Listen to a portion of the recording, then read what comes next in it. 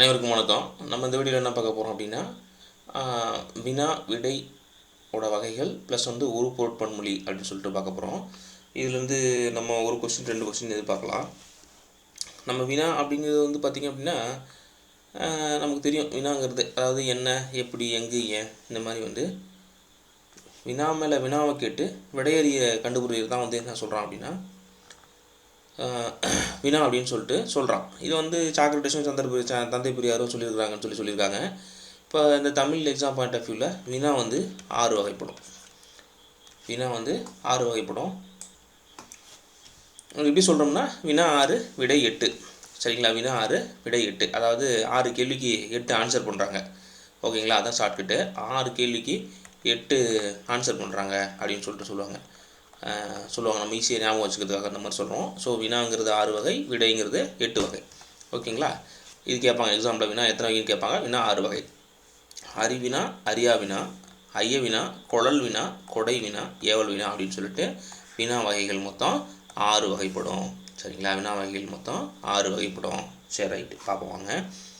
அது என்ன அறிவினா? அறிவினா அப்படின்னா ஒரு விஷயத்தை வந்து நமக்கு நல்லா தெரிஞ்சுக்கிட்டோம். சரிங்களா? ஒரு பொருளை நல்லா தெரிஞ்சுக்கிட்டு இன்னொருத்தருக்கு தெரிகிறதா அப்படின்னு சொல்லி நம்ம கேட்குறது தான் வந்து அறிவினா. சரிங்களா? இது எப்பப்போலாம் அந்த நேர்வு எழும் அப்படின்னா, இப்போ வந்து பார்த்திங்க அப்படின்னா, ஒரு டீச்சர் இருக்கார். ஒரு டீச்சர் வந்து பையனை பார்த்து கேட்குறாரு, ஸ்டூடெண்ட்டை பார்த்து கேட்குறாரு, திருக்குறளை எட்டுனது யார், இல்லை ஒரு கம்பராமாயணத்தை எட்டுனது யார் அப்படின்னு சொல்லிட்டு ஒரு டீச்சர் வந்து, ஒரு தமிழாசிரியர் வந்து ஸ்டூடெண்ட்டை பார்த்து கேட்குறது தான் வந்து அறிவினா. அந்த ஆசிரியருக்கு வந்து யார் ஏற்றுனாங்க என்ன ஏதுன்னு சொல்லிட்டு தெரியும். ஓகேங்களா? பையனுக்கு தெரியுதா அப்படின்னு பார்க்குறது அறிவினா. அதை தெரிஞ்சுக்கிட்டு, ஆன்சரை தெரிஞ்சுக்கிட்டு ஒரு ஆசிரியர் வந்து மாணவன்கிட்ட கேட்குறது அறிவினா. சரிங்களா? அறியாவினா அப்படிங்கிறது என்ன அப்படின்னா, அறியாவினா அப்படின்னா என்ன அப்படின்னா, பையன் வாதியார்ட்ட கேட்குறான், பையனுக்கு ஆன்சர் தெரியாது. சரியா? மாணவனுக்கு வந்து அதனுடைய பதில் தெரியாது. ஆனால் சாருக்கு தெரியும். ஓகேங்களா? அதை வந்து செய்கிறதா வந்து அறியாவினா. அதாவது தனக்கு தெரியாத ஒரு பொருளை தெரிஞ்சுக்கிறதுக்காக வேற ஒருத்தர்கிட்ட கேட்குறது வந்து அறியாவினா. இதுக்கு எடுத்துக்காட்டு பார்த்திங்கன்னா, எட்டுத்தொகை நூல்களில் புறம்பற்றின எவை அப்படின்னு சொல்லிட்டு ஸ்டூடெண்ட் வந்து ஆசிரியர்கிட்ட கேட்குறதா வந்து அறியா வினா அப்படின்னு சொல்லிட்டு சொல்கிறோம். சரிங்களா? 3வது இருக்குது ஐய வினா. ஐய வினாவை பொறுத்த வரைக்கும், நான் இப்போ தூரத்துலேருந்து, இப்போ நான் ஒன்றும் இல்லை, நான் 2 வீலரில் போகிறேன்னு வச்சுக்கோங்களேன். 2 வீலரில் போகிறேன். ஒரு டிஸ்டன்ஸில், ஒரு 10 அடி டிஸ்டன்ஸில் ஒரு ரோட்டில் வந்து ஏதோ ஒரு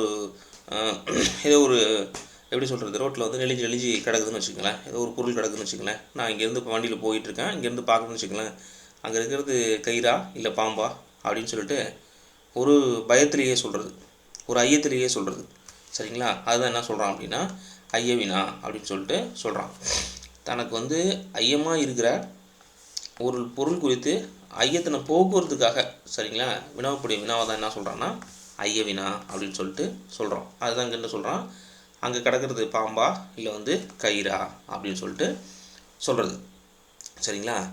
குழல் வினா, கொடை வினாவை பொறுத்த வரைக்கும், குழல் வினா அப்படிங்கிறது வந்து, குழல்னால் வந்து வாங்கிக்கிறது. அதாவது வந்து ஒரு பொருளை வந்து வாங்கி கொள்ளும் பொருட்டு கடைக்காரனிடம் வினவும் வினா வந்து குழல் வினா. இப்போ வந்து கடைக்காரன்ட்ட பருப்பு உள்ளதா அப்படின்னு கேட்குறது. சரிங்களா? அதாவது வணிகரிடம் பருப்பு உள்ளதா அப்படின்னு கேட்குறது குழல் வினா. அவர் கொடுக்க தான் போகிறாரு. சரிங்களா? அது கொடை வினா அப்படின்னா தானமாக கொடுக்குறது. ஒரு பொருளை வந்து கொடுப்பதற்காக அந்த பொருளை அதனுடைய அவைலபிலிட்டியை பற்றி வினவுறது தான் வந்து கொடை வினா. அதை என்ன சொல்கிறோம் அப்படின்னா, மாணவர்களே உங்களுக்கு வந்து சீருடை இல்லையோ அப்படின்னு சொல்லிட்டு சொல்கிறது வந்து கொடை வினா. குழல், கொடை. அடுத்து ஏவல். ஏவல்னால் நமக்கு தெரியும், நீங்கள் செய்ய சொல்லி நம்ம ஏவுறோம் இல்லையா, ஒரு தொழிலை செய்யும்படி ஏவுதல் வினா தான் வந்து ஏவல் வினா அப்படின்னு சொல்லிட்டு சொல்கிறான். ஓகேங்களா? மனப்பாட செயலை படித்தாயா, முருகா சாப்பிட்டாயா, அப்போ இந்த இடத்துல படி, சாப்பிடு அப்படிங்கிறதுலாம் வந்து ஏவல் பொருளை கொடுக்குறது. ஓகேங்களா? இது புரியுன்னு நினைக்கிறேன். நம்ம வினா வந்து 6 வகைப்படுன்னு சொல்லிட்டோம். அறியா. சரிங்களா? தெரிஞ்சுக்கிட்டு அந்த கொஸ்டினை கேட்குறது, தெரியாமல் அந்த கொஸ்டினை கேட்குறது அறியா. அதுக்கப்புறம் வந்து சந்தேகம், ஐய வினா. ஓகேங்களா? குழல், கொடை. சரிங்களா? குழல், கொடை கொடுக்கறது உங்கள்கிட்ட இருக்கான்னு கேட்குறது குழல், கொடை. லாஸ்ட்டாக இருக்கிறது வந்து ஏவல் வினா. சரிங்களா? ஒரு தொழிலை செய்யும்படி செய்கிறதுக்கூடிய ஏவல் வினா. அப்போ மொத்தமாக வினாங்கிறது 6 வகைப்படும். ஓகேங்களா, புரியுன்னு நினைக்கிறேன். சரிங்களா, ஸோ நெக்ஸ்ட் போடுவோம். ஸோ நெக்ஸ்ட்டு வந்து விடை. இங்கே பாருங்கள், இதில் வந்து நன்னூலில் வந்து சொல்லியிருக்காங்க இதை பற்றி. அறிவு அறியாமை, அறிவு அறியாமை ஐயுறல், அறிவு அறியாமை ஐயுறல் கொளல் கொடை, கொளல் கொடை ஏவல் தரும் வினா ஆறும் இழுக்கார், ஏவல் தரும் வினா ஆறும் இழுக்கார். அப்போ வினா இந்த மாதிரி நன்னூல் சொல்லுது. அப்போ வினா வந்து 6 வகைப்படும். அது இந்த இடத்துல சொல்லியிருக்காங்க. ஓகேங்களா, இதுதான். சரி, ஓகே. நெக்ஸ்ட் நம்ம விடை உள்ள போயிடுவோம். இப்போ முன்னமே சொல்லியிருந்தோம் வினா 6 விடை 8ன்னு சொல்லியிருந்தோம். விடையை பொறுத்த வரைக்கும் 8 வகைப்படும் விடை. சரிங்களா, 8 வகைப்படும். என்னென்ன விடை? சுட்டு, மறை, நேர், ஏவல், வினா, எதிர் வினாதல், வினா எதிர் வினாதல், உற்று உரை, அதாவது உற்றது உரைத்தல், உருவது கூறல், இனமொழி, உற்றது உரைத்தல், உருவது கூறல், இனமொழி அப்படின்னு சொல்லிட்டு விடை மொத்தம் 8 வகைப்படும். விடை மொத்தம் 8 வகைப்படும். சரிங்களா, ரைட். இப்போ பாருங்கள், முதல்ல சுட்டு விடை. சுட்டு விடைனா என்ன? சுட்டு விடைனா என்ன? இப்போ நான் ஒருத்தர் கேட்குறாங்க என்கிட்ட, சென்னைக்கு எப்படி போகிறது அப்படின்னு கேட்குறாங்க. ரைட்டுங்களா, சென்னைக்கு எப்படி போகிறது அப்படின்னு கேட்குறாங்க. நான் என்ன பண்ணுறேன், அதை சுட்டி காட்டி சொல்கிறேன். இங்கே பாருங்கள், இங்கே பாருங்கள், இந்த மாதிரி இந்த வழியில் போகணும் அப்படின்னு சொல்லிட்டு அதை வந்து சுட்டி காட்டுறது. சரிங்களா, சுட்டி காட்டுறது சுட்டி விடை. மறைவிடை அப்படின்னா, அந்த மறைவிடைக்கு இன்னொரு பேர் என்னென்னா எதிர்மறுத்து கூறல் விடைன்னு சொல்லுவாங்க.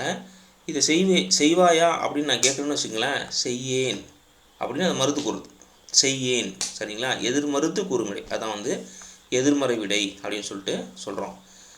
நேர்மறை விடை, அதாவது நேர்விடை அப்படின்னா உடன்பட்டு கூறுதல். இதை செய்வாயா, நீங்கள் இது செய்வீங்களா அப்படின்னு கேட்டால் ஆமாம் செய்வேன் அப்படின்னு சொல்கிறது வந்து நேர்விடை. சரிங்களா, நேராக டேரெக்டாக நீங்கள் நான் உங்கள்கிட்ட கொஸ்டின் கேட்குறேன், இது செய்வாயா அப்படின்னு கேட்குறேன், செய்வேன் அப்படின்னு சொல்கிறது வந்து உடன்பட்டு கூறுறது வந்து விடை, நேர்விடை.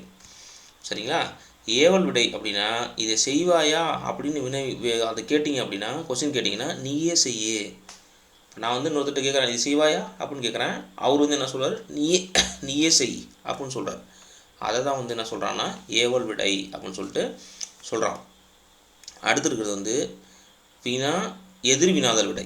அப்படின்னா இதை செய்வாயா நான் கேட்டேன்னா செய்யாமல் இருப்பேனா அப்படி சொல்கிறது, செய்யாமல் இருப்பேனா அப்படி சொல்கிறது.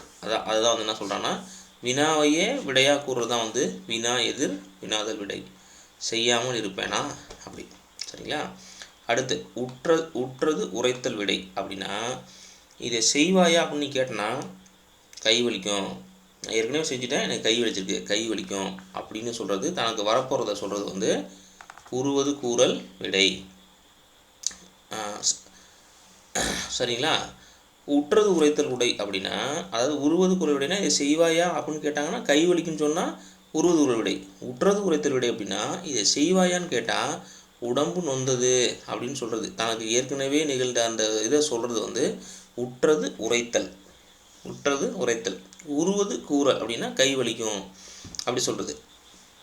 இனமொழி விடை அப்படின்னா நீங்கள் வந்து ஆடுவீங்களா அப்படின்னு நான் கேட்டேன்னா இல்லை நான் பாடுவேன் அப்படின்னு சொல்கிறது, அதுக்கு வந்து இனமான ஒரு விஷயத்தை சொல்கிறது வந்து இனமொழி விடை.